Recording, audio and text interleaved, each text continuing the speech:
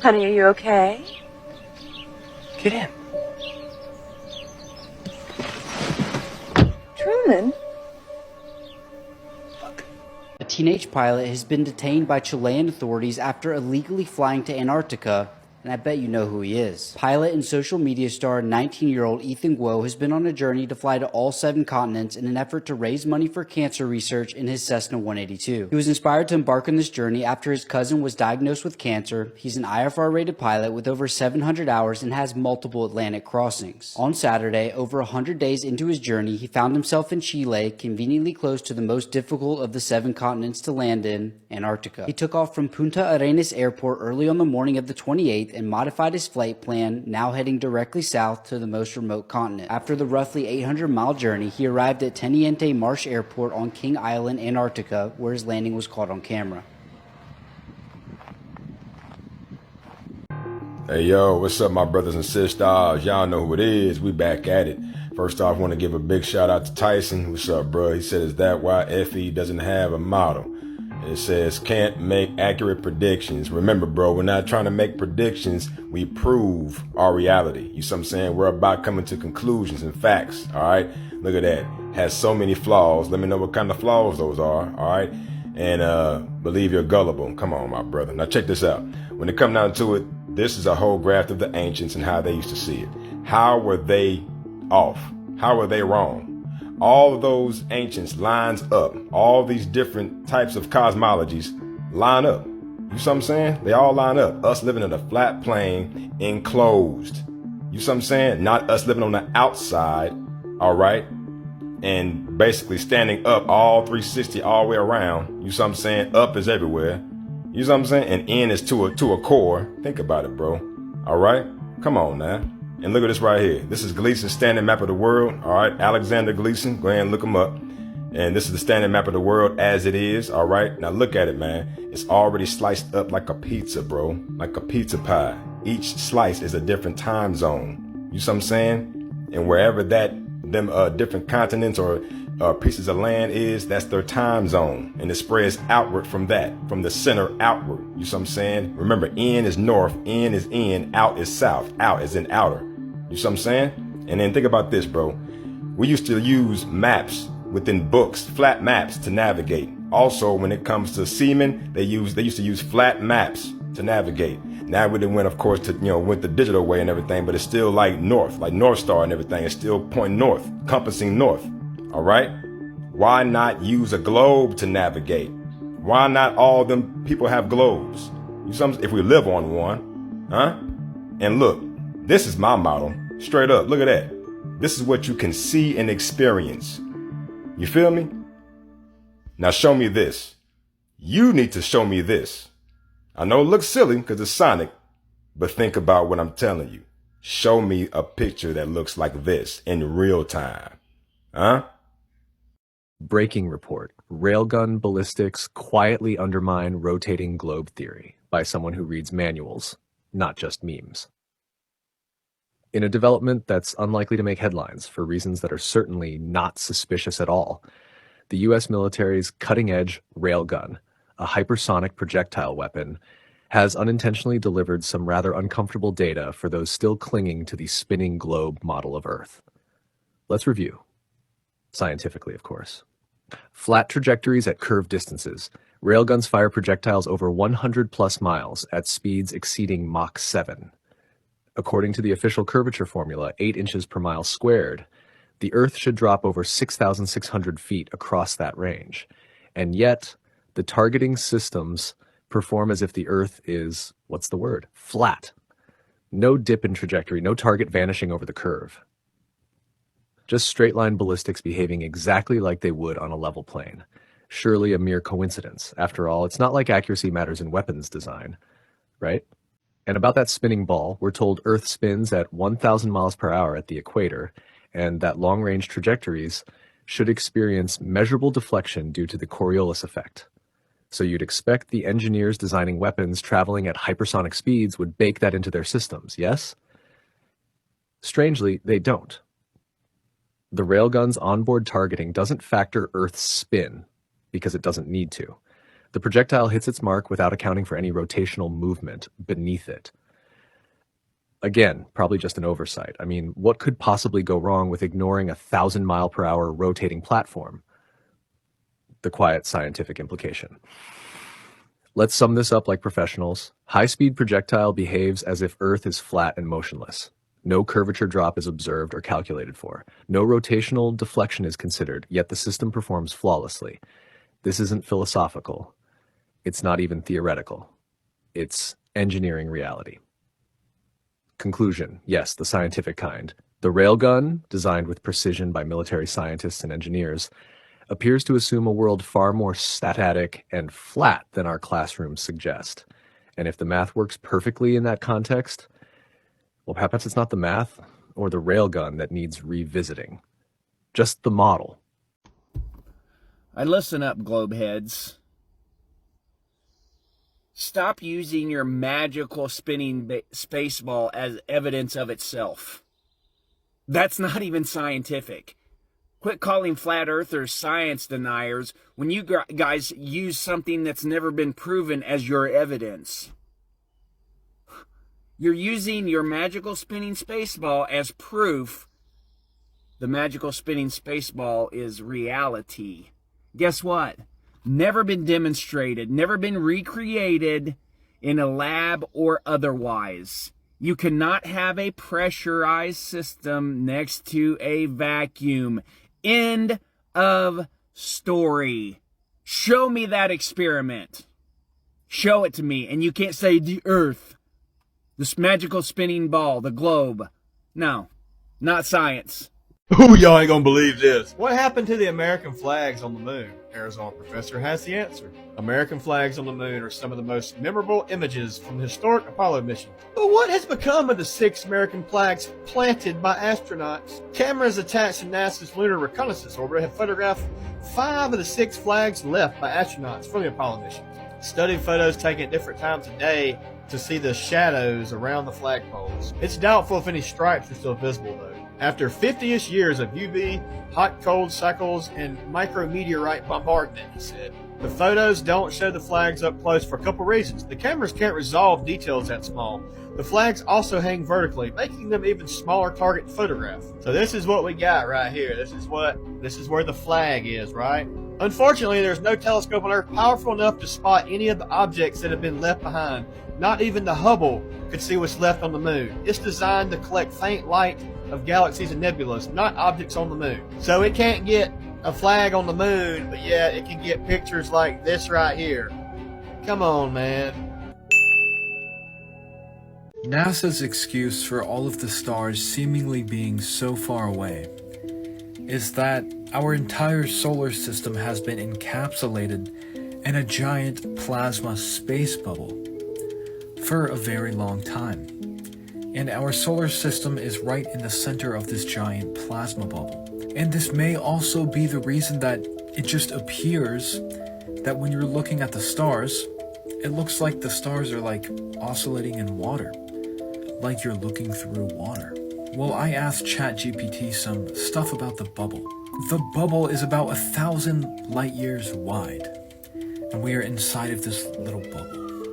I'm at a loss for words here.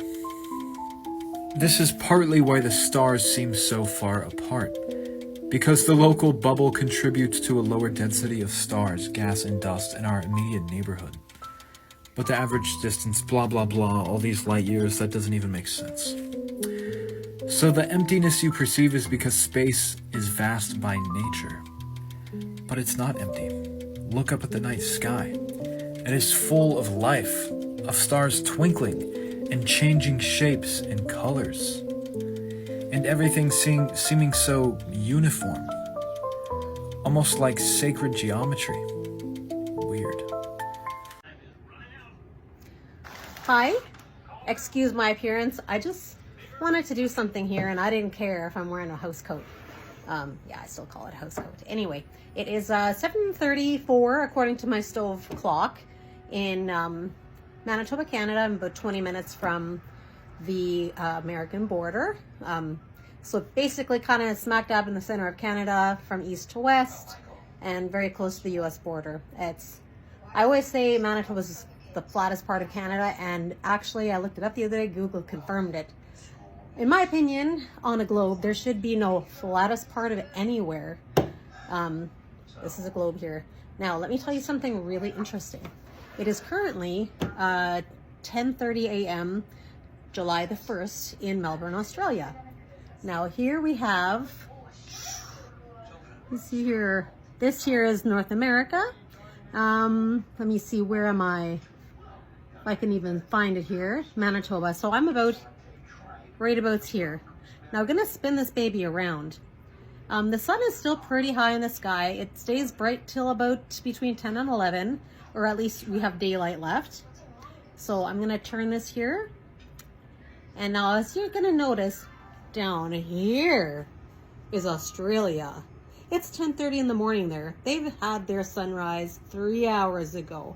Now please tell me how this works, that in the center of Canada, on this globe, over here, we still have lots of daylight left. Another like 2 hours till the sun sets, and then another like an hour to hour and a half of daylight left. And then over here is Australia and Melbourne, which is kind of like the closest, because I don't know if you can see that, but anyway, so right around there, which is like this way, is back here to where I live, like on the other side.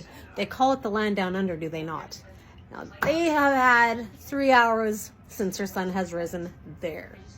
And I know sunrise is a relative term because the sun doesn't really rise.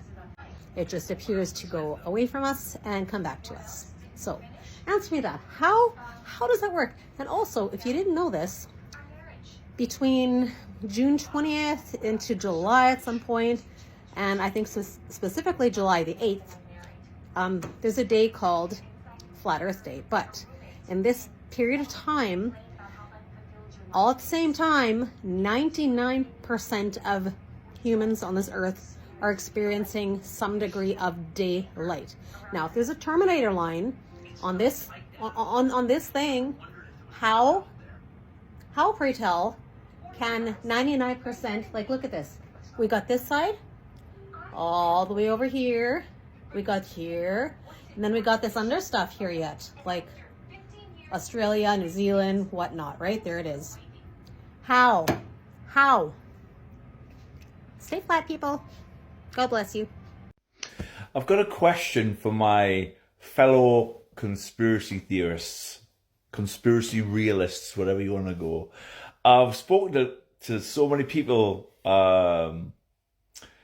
who've been down so many different other kind of rabbit holes, who believe, kind of who know that so many other conspiracies are true, that they know that since the dawn of time, governments, monarchies, corporations, social elites, religions, all the above, they know that these people, these entities have manipulated us, controlled us, lied to us, killed us, hurted us, brainwashed us, programmed us. They know that most of, if not all of written history is a lie. And they believe in so many other conspiracy theories, but flat Earth is just that step too far. I don't get it. Like, you know that all, like I just said, all these elites and religions and corporations, governments and secret societies have lied to us about everything, that most of written history is a lie. But on this one particular topic of flat Earth, that's backwards. Flat lives matter. But on this one particular topic about space, these same people who you know have lied to you about vaccines, you know have lied to you about COVID or history or all of it. All the things you've looked at, it's plausible to you that all those things are lies. But these same people, these same entities are telling you the truth with regards to space, with regards to the Earth. I just don't get it. I just don't get how that's a step too far. For me, it's the key to everything. It's the thing that is the truth of all truths. It's the reason for every lie, psyop, red flag, conspiracy. It's the reason for the Matrix. It's the reason for this Matrix that they've created to enslave our bodies and our minds. Bodies and minds, I got that wrong. It's the reason for it all. Just imagine they can if they can lie to you about they just lie to you about who you are, where you are, and how you really became. They can lie to you about everything. I just don't get it. I just don't get how you'll believe in every single other conspiracy but flat Earth. Flat Earth is too far. Evil corporations and governments want to kill us with vaccines. They did a whole scamdemic to murder us. But no, flat Earth's a bit. Even though there's nothing about the heliocentric model or any of its theory tales that represents your everyday, like it's not one part of it that even represents your everyday experiences of the natural world or objective reality. It's just a fairy tale. Madness.